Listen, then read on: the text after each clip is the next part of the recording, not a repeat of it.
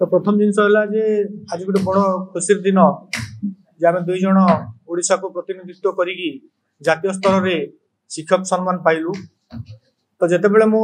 विद्यालय रे शिक्षकता काम आरंभ कली से समय मो विज्ञान शिक्षा गोटे बड़ चैलेंज थिला, कारण मु गोटे आदिवासी अध्युषित अंचल जोटा कि कलाहांडी जिल्लारू बिलंग करुली। आउ पिला मानकु साधारणतः विज्ञान पाठ बहुत कष्ट लगे, कारण ताकू घोषिकी पढ़ा दरकार बोली से चिंता करती। किंतु सेतेबेले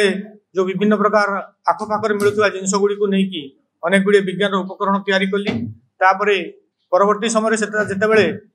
पिला मानकु मु सेटा देखैली आउ ताकू नहीं बुझेली विज्ञान रो तत्व, पिला माने बहुत भल भाव में बुझी पारले। तो जातीय स्तर में सम्मानित होला परे जितेबले निज गाँ निज माँ निज माटी ओडिशा जितेबले आमको मुख्यमंत्री आमको जितेबले डाकिकी सम्मानित कले, निहाती भाव में ओडिशार जो शिक्षा व्यवस्था रही जितेबले जहाँ आम द्वारा हो पार निहाती भाव में मुझे शिक्षा व्यवस्था निजको सामिल करी और शिक्षार उन्नति सब चेष्टा करी। मुझे अनुसूचित जनजाति अनुसूचित जाति उन्नयन विभाग शिक्षक आम पाखे जो पिला था से एसटी एंड एससी पिला, तेणु से शिक्षार विकास क्षेत्र में मु अभिनव कौशल को आपणई जमीक आमर प्रसिद्ध चित्रकला सौरार इडताल डंगरिया कापड़ा गंदा ये दुईटी चित्र को मु कांथरे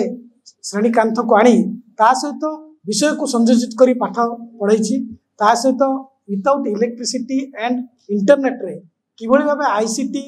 को आमर विद्यालय क्षेत्र में यूज करा जिवो से क्षेत्र करा जायछि। ता सहित परिमल पाठशाला आ विभिन्न को करिकुलर एक्टिविटी शिशु सांबादिकता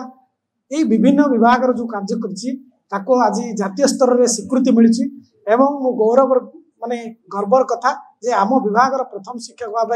मु जातीय स्तर में स्वीकृति लाभ कर निश्चित भाव खुशी व्यक्त करुछि।